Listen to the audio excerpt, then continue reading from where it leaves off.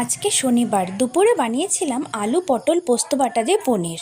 ফার্স্টে সব উপকরণগুলো গুছিয়ে নিয়ে পনিরগুলো ভেজে গরম জল চিনির মধ্যে ডুবিয়ে রাখলাম, তাহলে পনিরটা নরম থাকবে।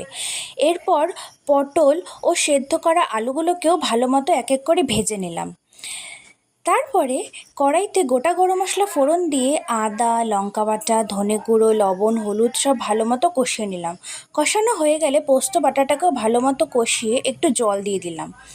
পোস্ত কষানো হয়ে গেলে ভাজা আলু ও পটলটাকেও আরও 6-7 মিনিট নাড়িয়ে ভাজা পনিরটা জল শুদ্ধ দিয়ে দিলাম। আমরা তো বাঙাল, তাই টেস্ট ব্যালেন্স করার জন্য অল্প চিনিও দিয়ে দিই তরকারিতে, সেটাই দিলাম। জল দিয়ে কিছুক্ষণ 10 মিনিটে ঢাকিয়ে রেখে সব সেদ্ধ করে নিলাম। জল শুকিয়ে এলে ঘি ও গুঁড়ো গরম মশলা দিয়ে ভালো মতো 2 মিনিট নাড়িয়ে নামিয়ে নিলাম। ব্যাস রেডি পোস্ত বাটা দিয়ে পনির। কেমন লাগলো রেসিপিটা কমেন্টে জানিও। আজকে এখানেই শেষ করছি, বাই।